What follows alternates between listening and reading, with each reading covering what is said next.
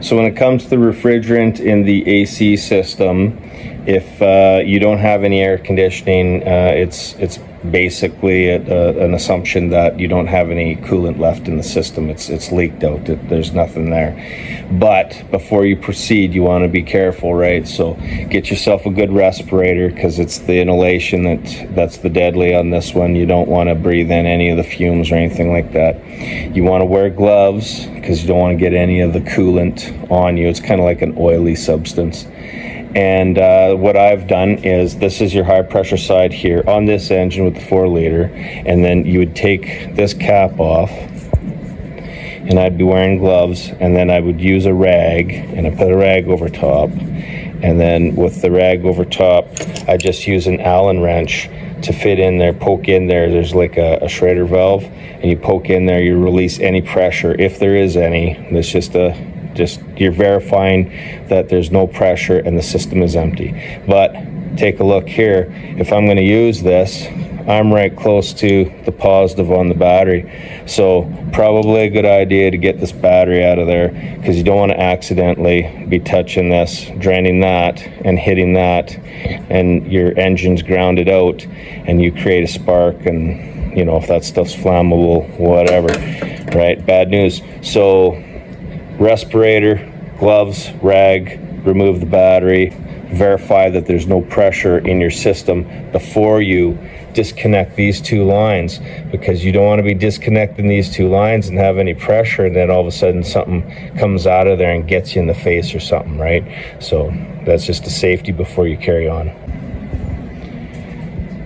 So to get in here, we had to remove our PCM. So we removed the bracket and the PCM and unplugged everything and got that out of the way, and also our overflow jug that was in here as well. Everything on that is a 10 millimeter. And then we disconnected our 2 heater hoses from there. So we moved down the pinch clamps, and then I had to use a utility blade to cut the ends because they were seized on there, and pulled them off. You're gonna need one of these little tools here to disconnect the air conditioning lines. Here's what it looks like here, and it's just split, and you wrap that around. You wrap that around on that side this way, and then you're going to pull, or like basically pull this into you. This little sleeve here basically depresses something inside there so that you can pull the end off. And then there's going to be some O-rings that seal it. And again, this is the high pressure side. Even though after we made sure that we had no pressure in the line over here, there still was some when I opened that up. So when I pulled that hose off of there, which is right here, and then of course when you pull it off, you want to cover it over, tape it up, seal it up right away, so you don't get nothing in there. And I'll be doing the same for these two as well. There's still some pressure in there, so be careful. Wear some eye protection and stuff like that, and your respirator. So basically we disconnected those two ends. You're gonna, if you don't have this tool, you're just gonna have to go down and buy it. I don't think they're very expensive. They just come in a kit. You're gonna need that to get those apart. So again, we got our 2 heater hoses there. We got our 2 AC hoses there. And then we have 1 bolt there, 1, 2, 3, and 4 in the back. Disconnect all those. Those are 11 millimeter, and I just used a deep 11 millimeter socket swivel extension and impact here to take all those off. And that should take care of everything on this side of the firewall. Here's another look at those 2 tools there. This is going to be a 3/4 for the low pressure side, and you've got a 5/8 for the high pressure side. If you're going to borrow those or buy them or whatever, those are the 2 sizes on this vehicle that I needed to disconnect those AC hoses. There was 1 10 mil nut on the stud here to remove, and that was also where the ground wire was connected. There is this connection here that goes to the rear, rear heat. It's underneath the rug here, hard to see, but this connects into a piping that goes underneath it here. So you gotta disconnect that. I also removed the kick panel for the fuse box and stuff like that, and then pulled back this rug. And then once I've got all that done, then you're just kind of grabbing on this thing, pulling it towards yourself, and then trying to angle it down and just wiggle it out, because this here is a ceiling portion right there.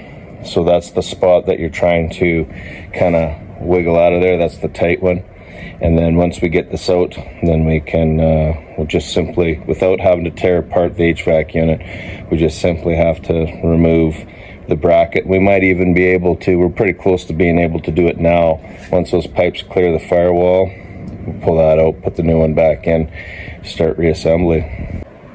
I just pulled this HVAC unit back far enough to remove that heater core there. I didn't really want to disconnect any more wiring and stuff, so I just got it back far enough to get the room I needed to remove that.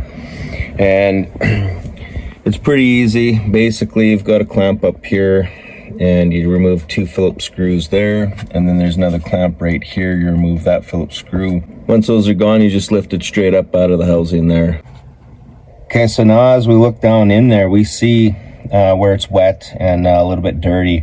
Clean that all up out of there, and then we'll put the new one in. So back here on the bench, here's the old one right there, and if we take a look, we're gonna see, where you see that rust and you see some discoloration and stuff in here. That's where we had that real minor leakage coming in them corners. So this is the old one that we removed, and then here's the new one here. Now, something to take note of, when it came in the box, the pipes were like that, and you look at that one and you look at this one, and you're thinking, what the hell, right? But then it comes with this little note here, and it says that the heater tubes have to be moved into place. So basically these tubes move. I'm just speculating that there's going to be an O-ring in here to seal that. So you just move these where you need to move them, and that's not necessarily a bad thing, because when it's fixed solid like that, it has to be dead on to fit, right? And then if you go kind of trying to force things, you might cause a leak or something. So I'm not necessarily discouraged by the fact that these are adjustable or move. I will admit that I haven't changed a heater core before that had this, and that is just going to be another failure point. So hopefully we get this thing put in and we're not going to have any troubles. And if you need a part number, this is the part number here that's on there. And this is the same heater core that would go in a Dodge Ram as well. So little information there.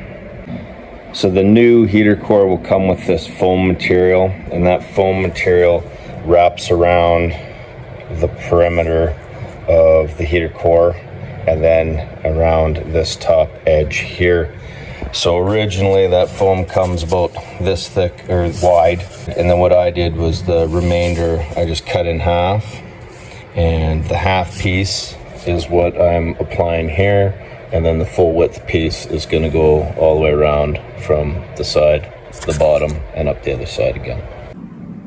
As we install this into the HVAC housing, the foam that's on the sides and the top, you're just going to have to gently push this down and kind of push the foam in so it doesn't rip or tear or anything like that. And this foam is going to be your seal so that you'll get as much heat that's produced from the heater core to flow where you want it to flow to.